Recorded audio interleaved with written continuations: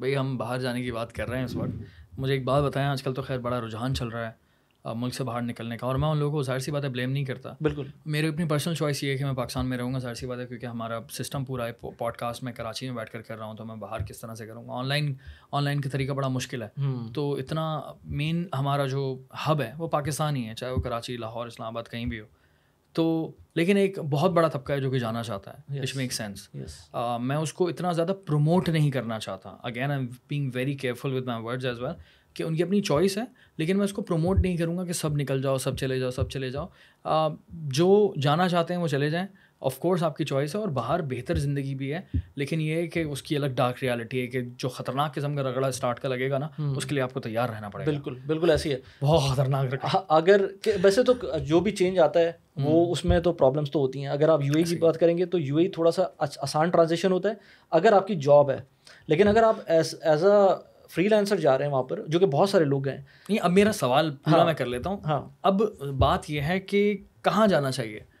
UAE जाएं, मतलब middle east पूरा इसके लिए आ जाता है, यूएई आ जाता है हमारे पास जो है वो बहरीन आ जाता है, कतर आ जाता है, कुवैत आ जाता है, या फिर सऊदी आ जाता है, ठीक है? या फिर वेस्टर्न कंट्रीज़ की तरफ जाएं, या फिर ऑस्ट्रेलिया की तरफ जाएं, यूके जाएं, यूरोप जाएं, यूएस जाएं, कनाडा जाएं, कहाँ जाएं? आजकल का रुझान कनाडा की तरफ काफ़ी ज़्यादा है। बल्कि मैं आज लकी मॉल में था तो उसमें किसी कैनेडियन कंसल्टेंट ने जो एस्केलेटर्स होते हैं उसके ऊपर ऐड लगाया हुआ था, हर पाकिस्तानी की दिल की आवाज़, समथिंग लाइक दैट। मैंने इंस्टाग्राम स्टोरी भी डाली थी कि भाई पाकिस्तानी की दिल की आवाज़ कनाडा जाना है। हाँ, खाली पड़ा हुआ भर देते हैं, कोई मसले वाली बात नहीं है। हाँ, तो बहुत बड़ा है कनाडा यार, हमारे अच्छे खासे आ जाएंगे। हाँ, ठंड बहुत है बॉस। हाँ, अच्छा, अब इसमें क्वेश्चन जो है ना, कनाडा जो है ना वो बहुत मुश्किल जगह है। मतलब वो इस वक्त आप वहाँ की सैलरी सुने और उस पर जो टैक्स लगता है वो वाकई बहुत पेन स्टेकिंग है। जितने भी लोग बाय द वे यूएई आते हैं ना, मैंने इस पर भी एक वीडियो बनाई है अभी रिसेंटली, वो अभी कल आएगी मेरे ख्याल से। उसके अंदर बहुत लंबा टॉपिक है यार, ये बहुत लंबा टॉपिक है, लेकिन let's try to brief it। अच्छा, इसमें सबसे पहले आपकी अगेन प्रायोरिटीज़। मैं जब यूएई गया था तो मेरे लिए सबसे अच्छी चीज़ ये थी, मैं यूके से, बाय द वे मैंने यूके से मास्टर्स किया हुआ, तो मैं वापस आ गया था पाकिस्तान। उसके बाद मुझे अपनी फैमिली रीजंस की वजह से नहीं छोड़ना था पाकिस्तान, लेकिन जब दुबई का ऑप्शन मिला, और मेरे पास ऑप्शन नहीं था ना, मेरे पास इस्लामाबाद जाने का ऑप्शन था, मेरे पास दुबई जाने का ऑप्शन था। मेरे लिए ऑफकोर्स बेहतर ये था कि मैं दुबई चला जाऊँ। आना जाना मुझे ज़्यादा अच्छा था, पैसे भी अच्छे थे, तो इसलिए उसके हिसाब से देखा जाए तो दुबई बहुत अच्छा है। शॉर्ट टर्म के अंदर बहुत अच्छा है, अब तो लॉन्ग टर्म के अंदर भी अच्छा हो गया है, क्योंकि अब आपको लंबे लंबे वीज़ा मिल जाते हैं। आपको सिर्फ एक चीज़ मेक श्योर करनी है कि आपको कैसे लॉन्ग टर्म सस्टेन करना है दुबई के अंदर। दुबई में सस्टेन करना आसान नहीं है, जब तक आपकी जॉब है, जब तक है। कनाडा, यूएस, ऑफ कोर्स ये कोई बड़ी बात मैं नहीं कर रहा, सबको पता है कि वहाँ पर वंस आप चले जाते हैं तो आप इवन रेजिडेंसी भी मिल जाती है आपको, फिर आप वहाँ पर रह सकते हैं, और वहाँ पर आप बहुत सारी सर्विसेज भी अवेल कर सकते हैं। कोई निकाल नहीं सकता, कोई आपको निकाल नहीं सकता, या आप कोई बहुत बड़ा ब्लंडर कर देंगे तो शायद आपको रिपोर्ट कर दिया जाए, अदरवाइज आपको कोई रिपोर्ट नहीं करता। तो यूएई में यू आर जस्ट पूरे जीसीसी में। हाँ, पूरे जीसीसी में। लेकिन एट द सेम टाइम इतना जो सुकून वाला इन्वायरमेंट है दुबई का, इवन सऊदीया का, या इवन कहीं भी जीसीसी कंट्रीज़ का। मैं लंदन में देख चुका हूँ। लंदन आपकी सोच होगी ना फिर कि जो ना कैसी जगह है वो, मतलब इसीलिए कराची 2.0 लंदन। बल्कि मैंने आपकी वो देखी थी वीडियो जिसके अंदर वो आपके साथ स्नैचिंग टाइप की चीज़ हुई थी। स्नैचिंग हुई थी या वो रॉबरी हुई थी वो, तो इट इज़ लाइक दैट। मतलब हर तरह के इंसिडेंट वहाँ पर मुझे याद हैं, मिले हैं मुझे लोग इस तरह की बात करते हुए। तो दुबई में आप सोच भी नहीं सकते कि कुछ इस तरह की चीज़ होगी। मतलब मेरी अभी आजकल तो यार टिकटॉक पर वो ट्रेंड इतना प्यारा लग रहा है, लोग जो है वो चैलेंज कर रहे हैं, अपना कोई वॉलेट छोड़ के चला जाता है और वीडियो बना रहा है कि कुछ हो। बिल्कुल, और ये बात मैंने बहुत पहले भी बोली थी, इनफैक्ट नईम सिकंदर के साथ भी मैं मिला था तो मैंने ये बात बोली थी। वहाँ पर तो भाई अगर मॉल खचाखच भरा हुआ है, आपको एक टेबल मिल गई, लेकिन अब आपको फूड भी ऑर्डर करना है, तो अब लोग अपने फ़ोन छोड़ के जाते हैं just to reserve the table reserve है यार। मतलब इस तरह का लेवल है यार कि आप अपना टेबल रिजर्व करने के लिए, मैं नया फ़ोन भी होगा ना वो भी रख के जाऊँगा, और मुझे पता है कि ये नहीं उठेगा। ज़्यादा से ज़्यादा लोग खड़े हो जाएंगे आसपास just to grab the table, लेकिन फ़ोन नहीं उठेगा, फ़ोन अपनी जगह पे रहेगा। तो इस तरह की सेफ्टी एंड सिक्योरिटी कहीं भी नहीं मिलेगी, जो कि लोग वाउच करते हैं कि मिले। लेकिन प्रॉब्लम सबसे बड़ा ये है कि अगर कोई मिसहैप होता है या आपको वापस आना पड़ता है तो फिर वो पाकिस्तान आपके लिए। दूसरा ऑप्शन ये है कि आप वेस्टर्न कंट्रीज़ में चले जाएँ, 10 साल लगाएं, उसके बाद फिर वापस दुबई आ जाएँ, लेकिन फिर वो कोई आता नहीं है क्योंकि फिर वहाँ पर सेटल हो जाते हैं। तो अगर कोई मुझसे स्ट्रेट अवे पूछे कि कहाँ जाना चाहिए, तो ये अगेन पर्सनल प्रेफरेंस है। पैसे बनाने के लिए आपको यूएई अच्छा है, ज़्यादा पैसे बनाने के लिए यूएस अच्छा है। अब यूएस में क्यों यूएस को बोल रहा हूँ मैं सबसे ज़्यादा अच्छा है, क्योंकि अगर आप एक चीज़ नोट करें कि यूएई के अंदर जो पॉपुलेशन है उसको आप ब्रेक डाउन करें तो आपको नज़र आएगा कि यूएस की पॉपुलेशन, यूएस के गोरे जो है ना, या यूएस के एक्सपर्ट्स आपको नहीं मिलेंगे। आपको मिलेंगे यूके के, आपको मिलेंगे कनाडा के, आपको मिलेंगे पूरे यूरोप के जो नॉन इंग्लिश स्पीकिंग हो वो मिलेंगे, आपको ऑस्ट्रेलिया न्यूजीलैंड के मिलेंगे, आपको और जगहों के मिल जाएंगे, आपको यूएस के एक्सपर्ट्स नहीं मिलेंगे यूएई में। और उसका रीज़न क्या है? उसका रीज़न ये है, बहुत सारे रीज़न उसका एक सबसे बड़ा रीज़न ये है कि यूएस के अंदर ऑलरेडी सैलरीज बहुत अच्छी हैं। जबकि अगर हम लोग सिर्फ पॉपुलेशन की बात करें तो यूएस की सबसे ज़्यादा पॉपुलेशन है, बहुत पॉपुलेशन इन सारे मुल्कों से। आई थिंक सबकी कंबाइन करते तो बनती है 35 करोड़ से ऊपर है उनकी। तो इन सब की 400 मिलियन थी, मैंने जो कैलकुलेट किया था, यूरोजोन की, कनाडा की, ऑस्ट्रेलिया की 400 मिलियन थी, 40 करोड़। तो हाँ, तो लेकिन फिर भी आपको अमेरिकन बहुत कम मिलेंगे, या मिलेंगे तो बहुत स्पेसिफिक लोकेशंस पे। उसका रीज़न क्या है? उसका रीज़न एक तो ये कि वहाँ की सैलरी स्ट्रक्चर, जो पैसे मिलते हैं, रिन्यूमरेशन, वो बहुत ज़्यादा बेहतर है compare to something like Canada या यूके।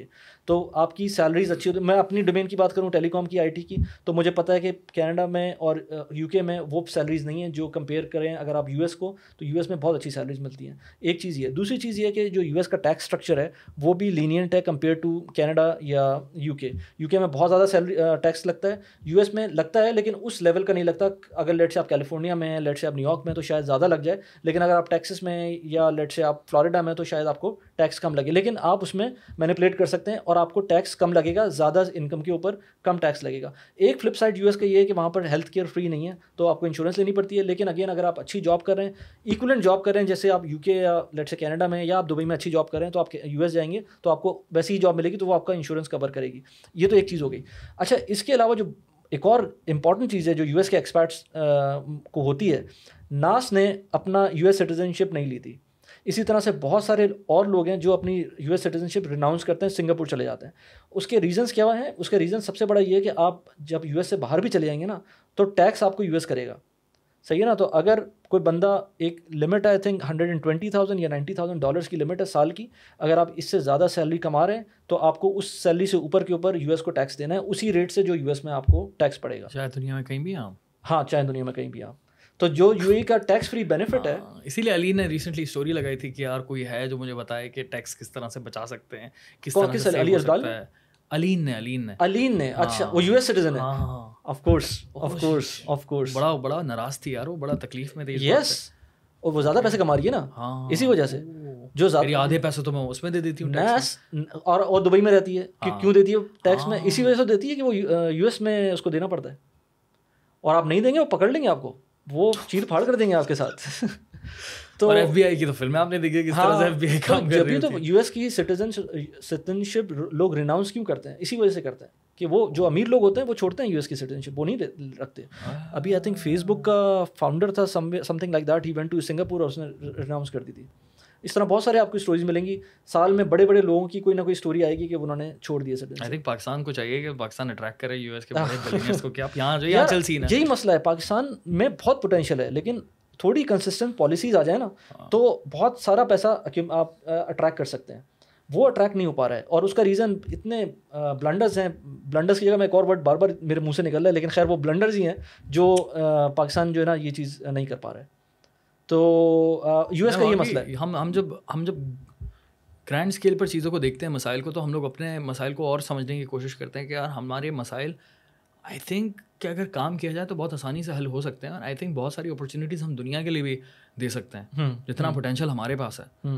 बिल्कुल, इसमें कोई शक नहीं है। बिल्कुल। आप मिडल ईस्ट, यार एमिरेट्स को किसने बनाया था, और उसके बाद हमारा क्या हाल है? मैं बार बार उस एग्जाम्पल को देना ही नहीं चाहता, लेकिन इस वक्त भी हमारे लोग उठकर पाकिस्तान से यूएई जा रहे हैं और वहाँ पर अपना बिजनेस सेटअप कर रहे हैं, एक्स्ट्रा पैसे देते हैं, ट्रेड लाइसेंस की फ़ीस देते हैं, और लेट से वीज़ा की फ़ीस देते हैं, अपनी फैमिलीज को रखते हैं। क्यों रखते हैं?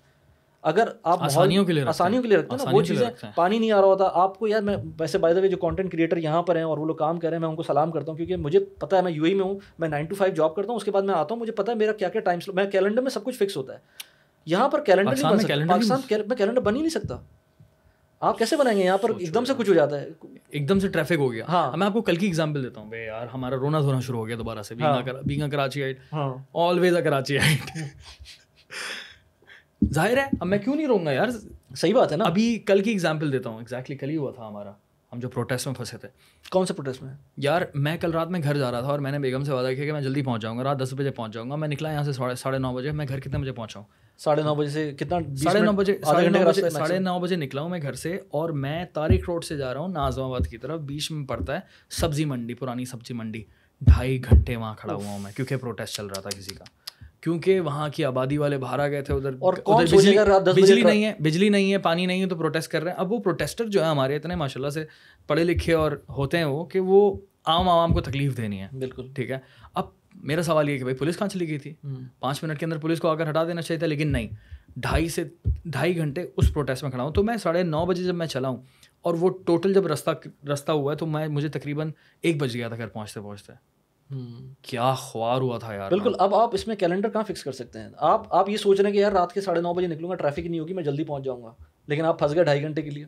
अब क्या कर सकते हैं आप इसमें? और ये ऑन एंड ऑफ रहता है हमारा। बिल्कुल। और आजकल तो मैंने नोटिस किया कि गर्मियों में ज़्यादा हो जाता है। हाँ, ठीक है। हाँ, गर्मियों में बिजली का मसला आ जाता है। हाँ, अभी लिटरली 2 हफ्ते पहले हम लोग कहाँ फंसे थे?